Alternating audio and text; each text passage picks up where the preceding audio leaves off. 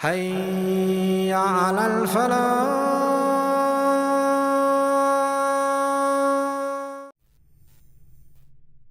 There are multiple issues that he's raised, so we have to try to address each one. I don't know if we'll get a chance to address all of them, but at least we have to attempt. The first thing as a correction, Muhammad didn't write the Quran because he didn't know how to write. And it wasn't compiled in written form until after. And it was compiled to some extent in his lifetime on parchment, leather, rock, bones of animals, but the primary archiving of the Quran was memorization. Okay, so this is the first thing. The second thing, actually what you present as your fundamental intellectual problem, Quran having single source, right? Or the inspiration coming to one, and then on top of that it being literal, not inspired. Instead of being the inspired word of God, it's the literal word of God. These are actually the things that brought me to my conviction. So we're looking at they could be the conviction, but then where does the original source saying, okay, this is the source? Now here's the thing. There are two parts. One, to prove the miracle itself, what makes it miraculous, the fact that it's the literal word of God. We have to show that it's somehow, this language is superior to any human document, beyond a shadow of a doubt, to be able to say this can't be human work. So let me ask that question. Why is the Quran then, in your mind, more superior than the Vedas or the Bhagavad Gita or the Bible or the Gospel or any other religious document? All right. So like I said in my first introduction, I'm going to try to elaborate that point now. I didn't get into that yet. Islamic scholarship is concerned itself with the subject titled The Overpowering Miracle of the Quran for a millennium and a half. It has been studied from many angles. In more recent history, you alluded to it, there's a discussion of scientific phenomena in the Quran that could not have been known at the time and are only now coming to rehash and surface. For example, the moon not having light of its own, or two different kinds of water in the oceans, heavy water and light water, etc. These kinds of things that are alluded to in the Quran that are now only being discovered in science. But this is a recent discussion. This predates, you could argue, maybe the last 50, 70 years. But Muslims are holding on to their creed that the Quran is miraculous for a millennium and a half. That's a long time, without any scientific issues, right? The issue is this. In speech, we argue that speech is basically comprised, it comprises two components: style and content. And great speech is that which has meaningful content, but it's presented in marvelous style, right? What we're arguing in the linguistic study of Quran, and this is what's not easily translated into another language, is because it's the literal word of God, the way, not just what he says, but how he says it makes it miraculous. Now that's very difficult to explain to somebody who doesn't study Arabic, and this makes my job particularly difficult because I'm trying to say the Quran is miraculous in a linguistic sense, right? And so obviously the language that Muslims believe is Arabic, so much so that right now this rendition of the Quran, it's cover to cover English, it's a translation of the Quran. The title says Quran, no Muslim will ever call this Quran. Like, you wouldn't call this a Quran. You would say this is an attempt at the meanings of the Quran, at the most, right? This is across cultures. Okay, well let me ask you a question on that. So there is a concept in Islam, it seems, that the Quran must or should be in Arabic. Yes, and that because it's the literal word. It's a literal word of God. But it seems to me that, and that's not believed by Christians, or some Jews believe that about Hebrew, although it depends. But it seems that, and in terms of if Islam is a universal message, that the language is accidental or incidental. So Christians do not believe that Latin or Greek or even Hebrew are inherently sacred languages. They're merely languages that are sacred because of the purposes of using them. So you could have the vernacular language. You could have English. You could have, historically it's Latin, historically it's Greek, historically it's Hebrew, but it's not inherently Hebrew. But it seems that Hindus do believe inherently Sanskrit is more holy. Arabs believe inherently Arabic is more holy. And then some Jews believe inherently Hebrew is more holy. But if you have a universal message, to me... Excellent point. Now here's the thing. You have two parts.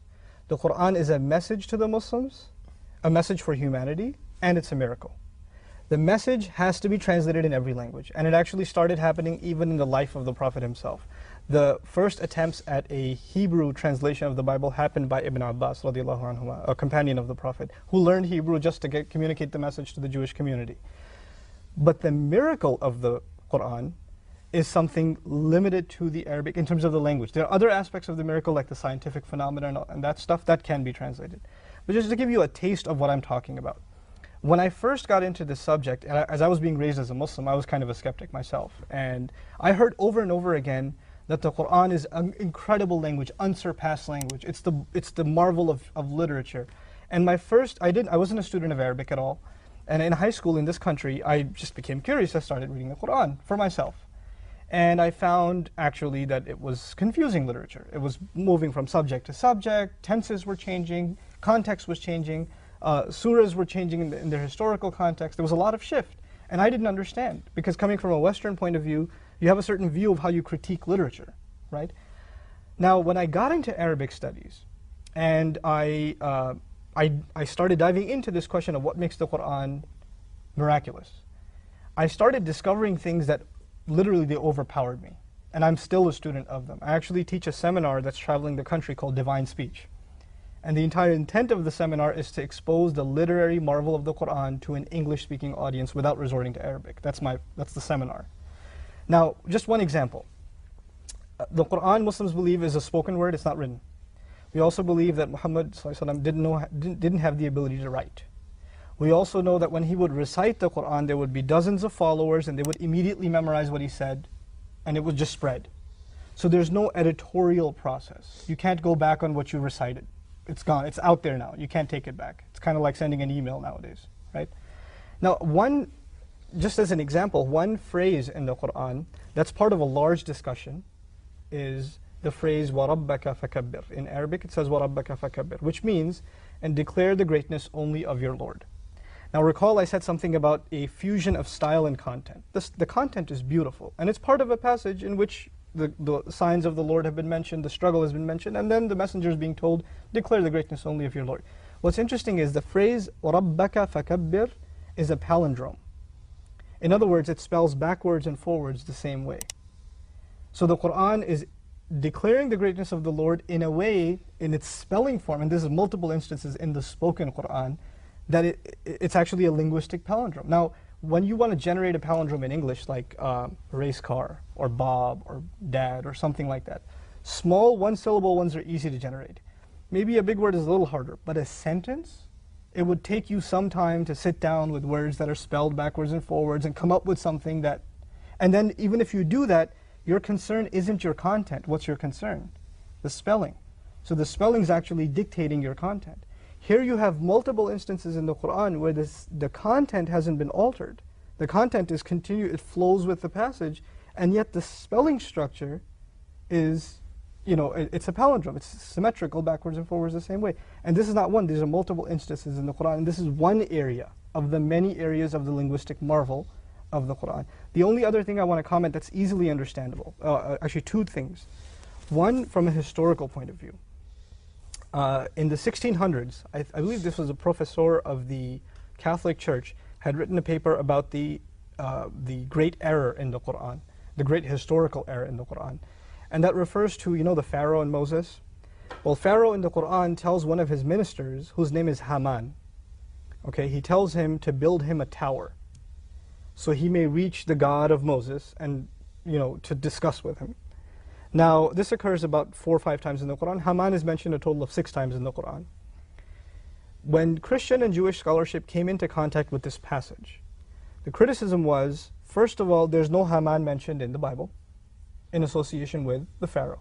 Second of all, he has been mentioned in the book of Esther under the king Xerxes, in the story of the Tower of Babylon. The Tower of Babel, the famous story. And this is 1,000 years after Moses. So it's a completely different historical era where Haman, and that man Haman has been mentioned as building a tower. So the obvious alleged error was that Muhammad, ma'adallah, may have confused these stories that he was kind of getting from the Christians and Jews and kind of mixed them together and presented this.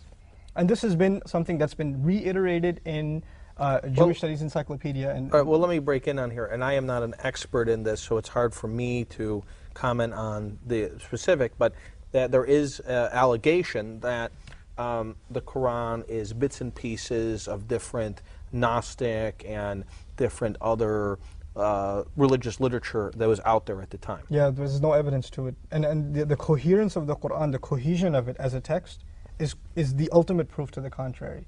But just on that historicity point, Maurice Bucquois, it's about 70 years ago that he engaged in this study. He said, well, Jewish history contradicts what the Quran is saying about Haman and this tower building. Let's look at Egyptology. Let's look at Egyptian history, because the French and the Germans at the late part of the 1800s had already started translating or getting into Egyptian hieroglyphics and reformulating the language to try to translate some of the ancient Egyptian texts. Egyptology was a big deal in the early 1900s even. So he travels to speak to some of these Egyptologists, says to them the Quran has this name, Haman, as a minister working for the historical pharaoh at the time of Moses, that specific pharaoh. The Egyptologists tell him, and this is actually articulated in his book, The Bible, Quran, and Science, that there's no way this man could have known that name, and it's not even going to be there because that language, the Egyptian hieroglyphic language, was already dead for a couple of thousand years. Nobody knew that language. After translation, he goes to Austria and finds out there's actually a list of people that worked in the court of Pharaoh. They find Haman as the chief architect. That's actually found in Egyptology, a name mentioned in the Quran. So from the historical point of view, last comment on this issue of the miraculous nature of the Quran claims, Inna nahnu nazzalna dhikr. We are the ones who have revealed the ultimate reminder. We meaning? God himself. He speaks of himself in the royal. Okay. And he says we've made the Quran easy for remembrance. We've made the Quran easy for remembrance. This is a statement occurred multiple times in the Quran. To this day, the only book that, to my knowledge, that is memorized by hundreds of thousands, if not millions of people of all ages, despite their language background, by the letter, from one end of the book to the other, is the Quran without photographic memory. I don't have photographic memory. I just started learning Arabic in 2000. I've already memorized half the Quran. And this is part-time endeavor. In Chicagoland, probably you'd find a couple of hundred kids that have easily memorized the entire Quran. In China, you'll find kids that have memorized, adults that have memorized Quran.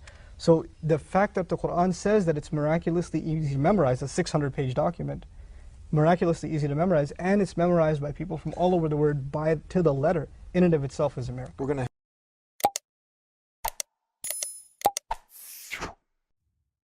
Assalamu alaikum wa rahmatullah. If you enjoyed this video, please do share it with friends and family. If you want to see more videos from this series, click on the box at the top. If you want to see other videos, click on the box at the bottom. And don't forget to hit the subscribe button. Thanks.